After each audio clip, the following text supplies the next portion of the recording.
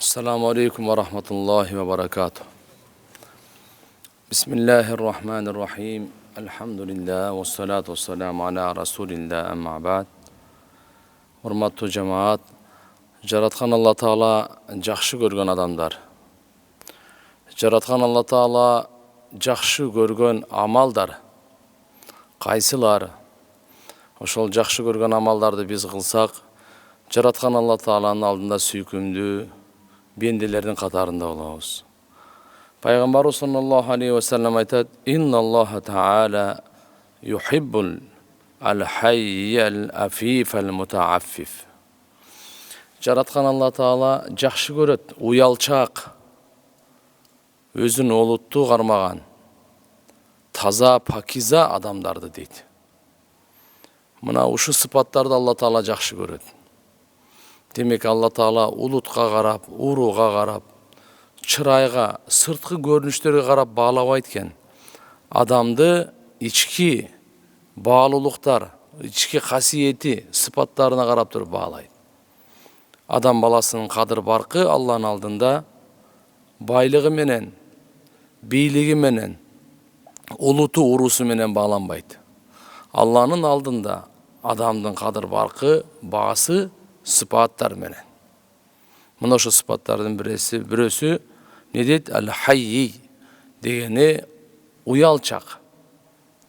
Al-haya şu'batun minel iman. Пайгамбарыбыз айткан, имандын 73-төн 79-га чейин бутагы бар. Уяттуулук имандын өтө маанилүү бутагы. Ида фататка al-haya fa'al ma shi'ta. Качан сенин уяттуулук кетсе, каалаганыңды кыла бер деген да. Каалаганыңды кыла бер. Demek uyattуулук İslam'dın пайдубалы.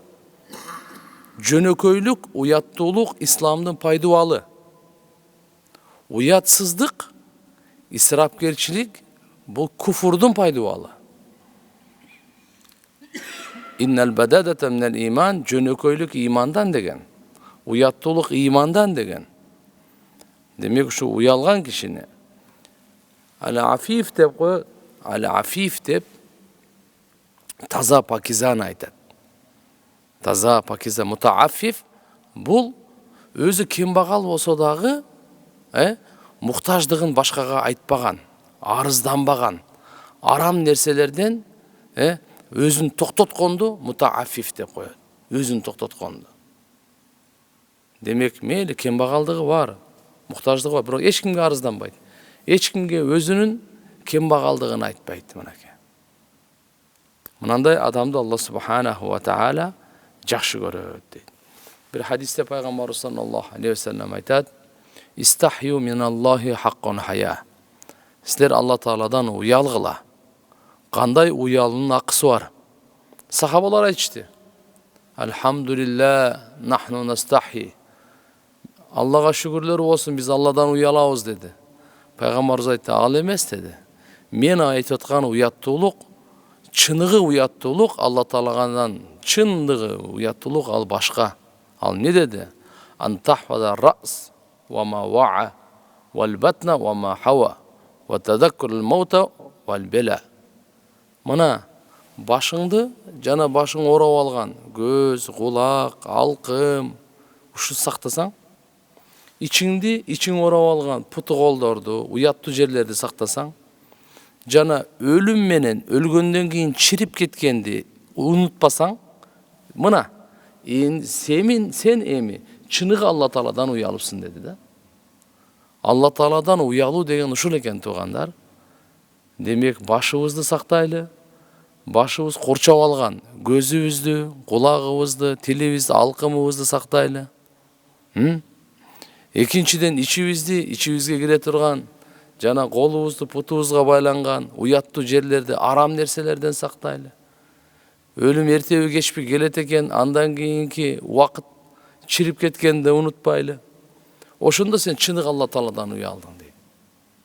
Мынакей уялуу боюнча. Афиф, пакизалык, тазалык. Пайгамбар саллаллаху алейхи ва саллям ар бир намаздан кийинки дуалары бар эле. Аллахумма инни ас'алука худа ват-туқа вал-афафа вал-гина. Я Алла, мен сенен сураймын хидаятты, туура жолго салууну, жакшы иштерди кылууну, ваттуко, таквалыкты сураймын. Күнөөлөрдү таштаганды сураймын. Күнөөлөрдөн сактанганды сураймын. Вал афафа, вал гина, жана ушу афаф деп тазалыкты, олуттуулукту, пакизалыкты сураймын дегени. Андан кийин вал гина, байлыкты сураймын. Байлыгы кайсы? Пайгамбар саллаллаху алейхи ва саллям бул жердеги байлыкты мындай деп түшүндүрүп берди. Гинаун нафс, гинаул калб. Жүрөктүн байлыгы. Жүрөктүн байлыгы, жүрөктүн токчулугу дейли. Алла бергенге ырыскысына каниет кылуу, мына ушу чыныгы байлык экен да. Болсо бирөөдө мүмкүн $1 миллион бар, жүрөгү дагы эле ачка да. Дагы эле жетишпейт. Бул байлык эмес экен да, бул ачкалык экен да. Бирөөдө Алла Таала азыраак берген, бирок алхамдулилла жүрөгү бай да. Буга жүрөгү бай, напсиси бай, ток. Ушуга иншалла алхамдулилла каниет кылат, барына шүгүр кылат. Азында көп дегенби, көп деп билет. Кээ бир адамдарга аз көп болот экен, кээ бирлерге көбү аз болот экен да. Алла Таала бизди ошо азы көптүгүнөн узагынан сүйүндүргөн. Мына пайгамбар саллаллаху алейхи ва саллям айтып аткан, Алла жакшы көргөн ушу сыпаттарга ээ болуштукка Аллахым өзү жардам берсин туган. Демек Алла Тааладан сурашыбыз да керек экен. Эмнени? Уял, мына уяттуулукту биз Алладан сурашыбыз керек экен да. Я Алла, мени уяттуу кыл, аял бала чакамды уяттуу кыл деп, үммөттү уяттуу кыл деп. Анткени айтып атат, уяттуулук кетсе калаганыңды кыла бер дейт. Бизде билесиздер, мурда аксакалдар бирөөнү урушканда уурулук кылса, уяты жок, бети жок деп. Болсо уурулук менен уяттын эмне байланышы бар? Же болсо да бир башка туура эмес иш кылып койсо, уяты жок деп урушат эле. Эмне үчүн? Уяты болсо ушу ишти кылмак эмес деген сөз. Көрбөйсүзбү? Уяттуулуктун канча баалыгы бар. Канчалык баасы бар исламда. Ошон үчүн пайгамбарыбыз айтат, уяттуулук бул имандын өтө маанилүү бутагы деп. Экинчиси мынакей, афиф, Алла Тааладан биз сурашыбыз керек экен, тазалыкты, пакизалыкты сурашыбыз керек экен.